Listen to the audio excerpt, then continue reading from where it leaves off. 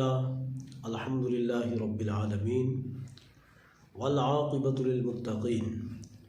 والصلاة والسلام علی من کان نبیا وآدم بین الماء والطین۔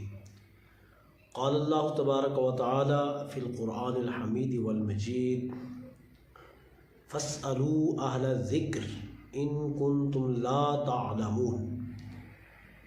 الحدیث عن سالم عن عبد اللہ بن عمر قال رأيت رسول اللہ صلی اللہ علیہ وسلم اذا افتتح الصلاة رفع يديه حذو منكبيه وإذا أراد أن يركع وبعدما يرفع رأسه من الركوع فلا يرفع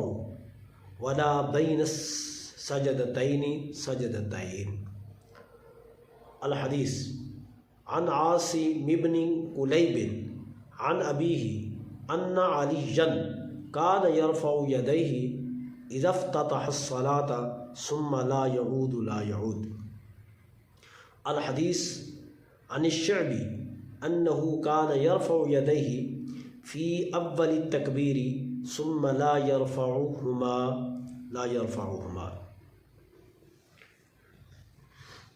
آج ہم جو ہے بفضل ہی تعالی چوتھا حصہ بیان کریں گے رفع الیدین فی الصلاۃ والے مسئلے کا۔ تیسرے حصے میں بھی ہم نے دو حدیثیں نقل کی تھی رفع الیدین فی الصلاۃ کے مسئلے کے اوپر کہ نماز کے اندر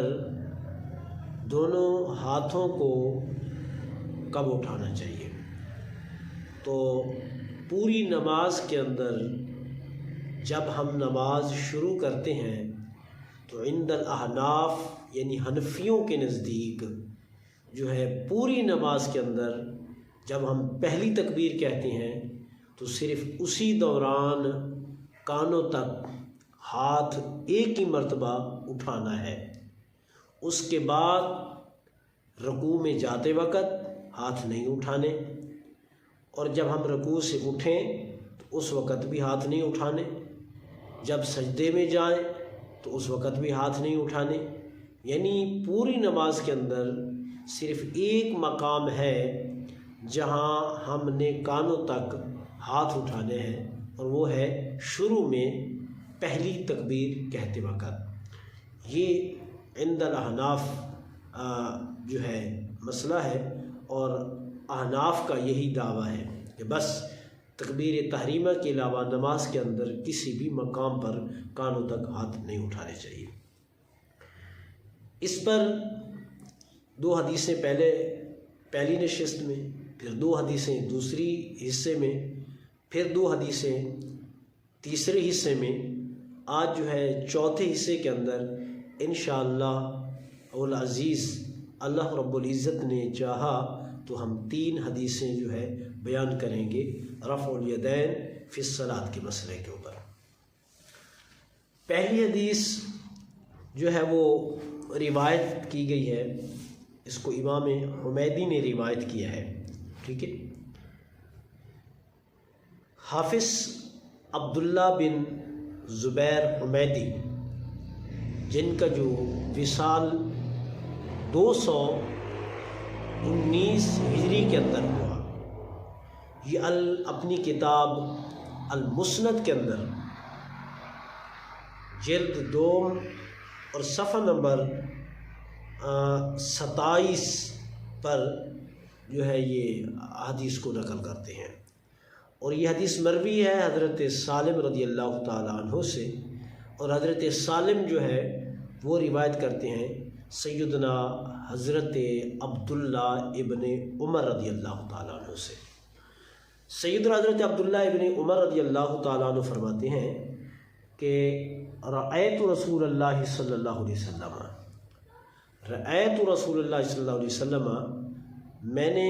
رسول اللہ صلی اللہ علیہ وسلم کو دیکھا ہے۔ رأیتو کا معنی میں نے دیکھا ہے، میں نے ان آنکھوں سے خود بذات خود رسول اللہ صلی اللہ علیہ وسلم کو دیکھا ہے۔ کیا دیکھا ہے کہ اذا افتتح الصلاۃ رفع یدیہ حذو منکبیہ، کہ حضور جب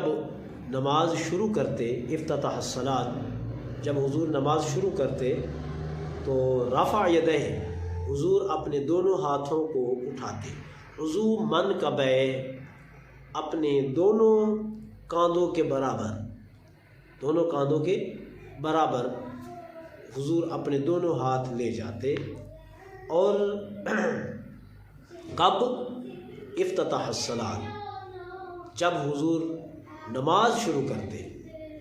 اس وقت حضور اپنے دونوں ہاتھوں کو اپنے دونوں کاندھوں کے برابر لے جاتے۔ وَإِذَا أَرَادَ أَن يَرْفَعَ وَبَعْدَ مَا يَرْفَعُ رَأْسَهُ مِنَ الرُّكُوعِ، فرماتے ہیں کہ جب حضور رکوع میں جاتے اور جب حضور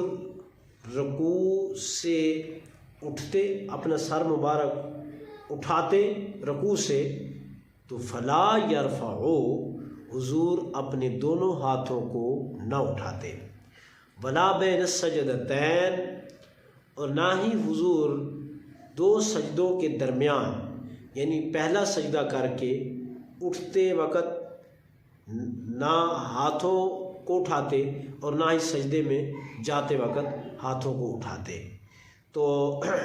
بس صرف ایک ہی مقام پر افتتاح الصلاۃ، جب حضور نماز شروع کرتے تو صرف اسی وقت اپنے دونوں ہاتھوں کو کاندھوں کے برابر اٹھاتے، اور اس کے علاوہ نہ رکوع میں جاتے وقت اٹھاتے، نہ رکوع سے اٹھتے وقت اٹھاتے، نہ سجدے دونوں سجدوں کے درمیان اٹھاتے دونوں ہاتھوں کو۔ تو یہ حدیث، اس حدیث سے بالکل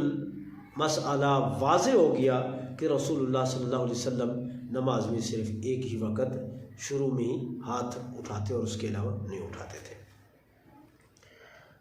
اب آئے ہم دوسری حدیث المصنف کے حوالے سے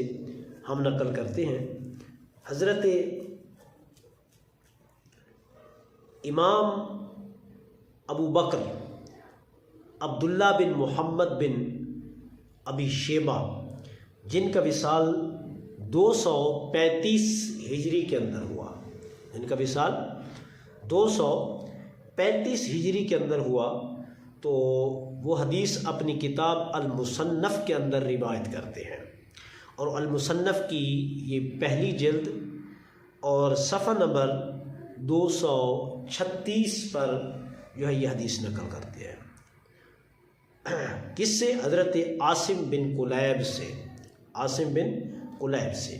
اور حضرت عاصم بن کلیب عن ابیہ، وہ اپنے باپ سے روایت کرتے ہیں کہ انا علی کان یرفع یدیہ، کہ سیدنا حضرت علی ابن ابی طالب رضی اللہ تعالیٰ عنہ، سیدنا حضرت علی ابن ابی طالب رضی اللہ تعالیٰ عنہ، یعنی علی سیں، حضرت علی سیں جو ہے وہ کان یرفع یدیہ، کہ اپنے دونوں ہاتھوں کو اٹھاتے تھے۔ کب؟ اذا افتتح الصلاۃ، جب وہ نماز کو شروع کرتے، ثم لا یعود، ثم لا یعود، ثم لا یعود، پھر اس کے بعد دوبارہ ہاتھوں کو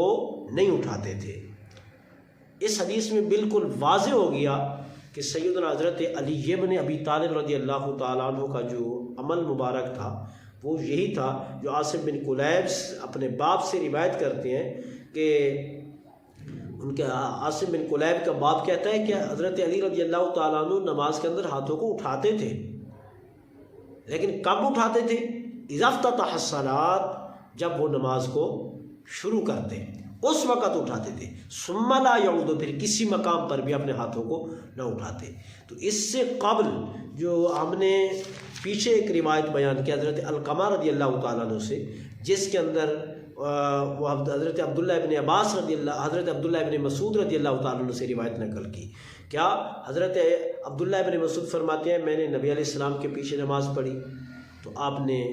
تکبیر تحریمہ کے علاوہ اور کسی مقام پر رفع یدین نہیں کیا، ہاتھوں کو نہیں اٹھایا،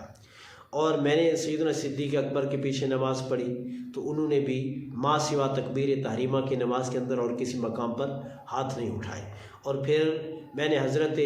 عمر بن الخطاب رضی اللہ تعالیٰ عنہ کے پیچھے نماز پڑھی تو انہوں نے بھی اپنے دونوں ہاتھوں کو ما سوا تکبیر تحریمہ کے باقی کسی مقام پر نہیں اٹھایا۔ تو اس حضرت عبداللہ ابن مسعود کی روایت سے ثابت ہوتا ہے کہ حضور نے رفع یدین جو ہے وہ شروع میں کیا، اس کے بعد نہیں کیا۔ حضرت عبداللہ حضرت سیدنا صدیق اکبر کے عمل سے بھی، سیدنا حضرت عمر بن الخطاب رضی اللہ تعالیٰ عنہما ان کے عمل سے بھی جو ہے ثابت ہوتا ہے کہ صرف نماز میں شروع میں رفع یدین کرتے تھے، اور اس کے بعد جو آج کی حدیث ہے یہ بہت حدیث کہ سیدنا حضرت علی ابن ابی طالب رضی اللہ تعالیٰ عنہ کا بھی یہی عمل رہا ہے کہ تا وصال انہوں نے شروع نماز میں رفع یدین جو ہے نماز شروع کرتے وقت رفع یدین کیا ہے، اپنے ہاتھوں کو کانوں تک اٹھایا ہے، اور اس کے بعد انہوں نے کانوں تک ہاتھ نہیں اٹھایا۔ اب تو کوئی حجت ہی نہیں رہی کسی جو ہے دوسروں کے لیے، کیونکہ حضرت علی رضی اللہ تعالیٰ عنہ کا جو ہے یہ عمل ہمارے لیے، اور سیدنا صدیق اکبر رضی اللہ تعالیٰ عنہ کا عمل ہمارے لیے، اور سیدنا حضرت عمر بن الخطاب رضی اللہ تعالیٰ عنہ کا عمل ہمارے لیے، اور سیدنا حضرت عثمان غنی رضی اللہ تعالیٰ عنہ کا عمل ہمارے لیے، اور نبی علیہ الصلوۃ والسلام کا عمل ہمارے لیے، یہ سب سے بڑا قابل حجت ہے، اور اس کے بعد اور کوئی قابل حجت بات نہیں ہے۔ تو اس وجہ سے جو ہے ہمیں چاہیے کہ خلفاء اربع اور نبی علیہ الصلوۃ والسلام کے فرمودات پر بھی عمل کریں، اور جو آپ کے صحابہ کرام رضوان اللہ تعالیٰ علیہم اجمعین اجل صحابہ ہیں، بڑے صحابہ ہیں، ٹھیک ہے، تو ان کے جیسے ان کیا ہمیں بھی ویسے کرنا چاہیے۔ تیسری حدیث جو ہے حضرت امام شعبی رضی اللہ تعالیٰ عنہ سے روایت ہے، وہ فرماتے ہیں کہ انہو کان یرفع یدیہ فی اول التکبیر ثم لا یرفعہما۔ حضرت امام شعبی رضی اللہ تعالیٰ عنہ سے روایت ہے کہ وہ جو ہے یرفع یدیہ فی اول التکبیر، وہ فرماتے ہیں کہ امام شعبی فرماتے ہیں کہ وہ رفع یدین جو ہے وہ جب نماز شروع کرتے تو پہلی تکبیر میں اپنے دونوں ہاتھوں کو اٹھاتے، ثم لا یرفعہما، اور اس کے بعد پھر دونوں ہاتھوں کو نہیں اٹھاتے تھے۔ تو اس حدیث سے بھی یہ بات امام شعبی رحمۃ اللہ تعالیٰ علیہ کے عمل سے بھی یہ بات ثابت ہو گئی کہ رفع یدین جو ہے وہ صرف تکبیر تحریمہ کے وقت کیا جائے، اور اس کے بعد نماز کے اختتام تک رفع یدین نہ کیا جائے۔ تو میرے بھائی یہ تعصب کی پٹی ہٹا کر آنکھوں سے جو ہے نا آپ ان حدیثوں پر غور و فکر کریں، اور ان حدیثوں کو سمجھنے کی کوشش کریں، اور یہ جو حسادی یا بغض یا عناد یا زیدی یا ہٹ درمی، ٹھیک ہے، ان چیزوں کو قطع نظر ایک جانب رکھ کر آپ ان حدیثوں کا مطالعہ کریں۔ اگر کوئی حدیث اس کا حوالہ غلط ہو یا کوئی جو ہے نا کیا نام ہے اس میں، تو یہ بندہ نا چیز بالکل حاضر ہے، اور جب تک اللہ نے زندگی رکھی ہے اس وقت تک یہ بندے نے جو احادیث ذکر کی ہیں ان کے صحیح ہونے میں، اور جو ہے جہاں جہاں حوالہ دیا ہے تو وہاں موجود نہ ہو، تو یہ ہماری ذمہ داری ہے۔ اللہ تبارک و تعالی ہمیں حق اور سچ پر عمل کرنے